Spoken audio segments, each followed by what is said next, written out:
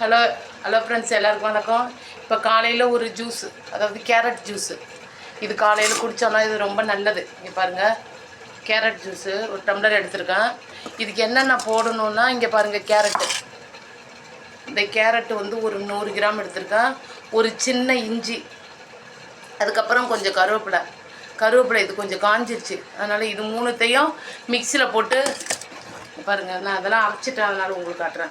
இதை மிக்சியில் போட்டு அரைச்சி ஒரு டம்ளர் தண்ணி, இதால் ஒரு டம்ளர் தண்ணி ஊற்றி வடிகட்டிக்கணும். வடிகட்டி இன்னும் கொஞ்சம் தண்ணியை ஊற்றி வடிகட்டிக்கலாம். அதில் வடிகட்டின பிறகு கொஞ்சம் ஜீரகத்தூள் அதில் போட்டு, ஜீரகத்தூளில் கொஞ்சம் எலுமிச்சம்பழம் கொஞ்சம் அதில் பிழிஞ்சு விட்டுட்டு அதை ஒரு டம்ளர் குடிக்கணும். குடித்தாக்கா நல்லது.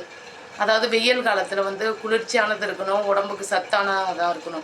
ஏன்னா அடிக்கடி வேர்க்கும், நம்மளுக்கு உடம்புல வேர்த்ததுன்னா எனர்ஜி போயிடும். அதனால் இதை குடிச்சிட்டோன்னா அந்த வேர்க்கிறதுக்கும் இதுக்கும் ஈக்குவல் ஆகும். குழந்தைங்கள்லேருந்து பெரியவங்க வரைக்கும் யார் வேணாலும் குடிக்கலாம். அதே நேரம் சுகர் நோயாளியும் குடிக்கலாம். இங்கே பாருங்கள், காலையில் நான் காஃபி டீ குடிக்கல, இதுதான் நான் குடிக்கிறேன்.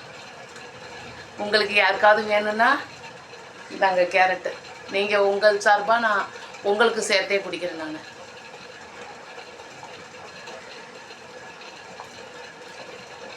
நல்லாயிருக்கு. இஞ்சி, எலுமிச்சம்பழம், ஜீரகத்தூள்.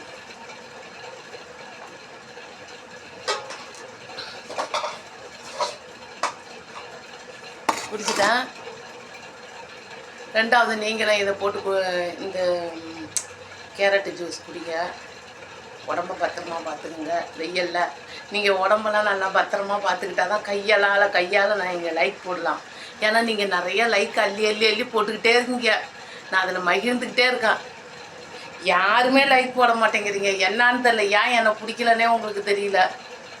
என்னான்னு தெரில. உங்களை எல்லாரையும் எனக்கு பிடிச்சிருக்கு, ஆனால் உங்களுக்கு என்ன பிடிக்கல. என்னானே எனக்கு புரியல.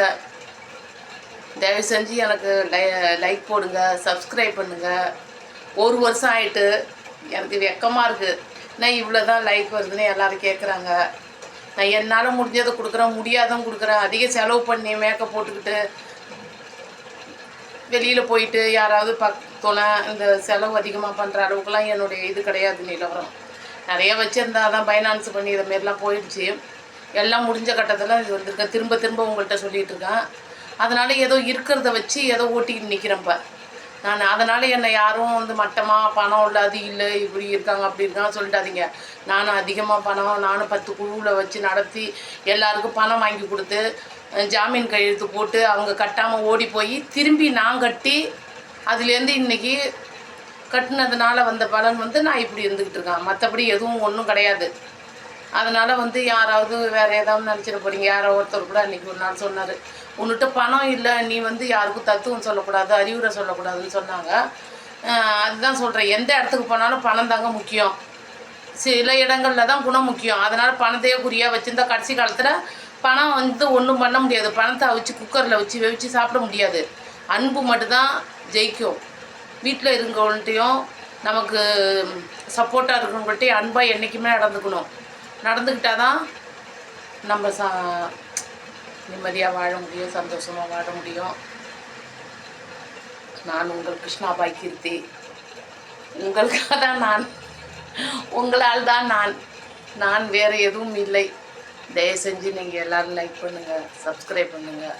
அவ்வளோதான் நான் சொல்லுவேன்.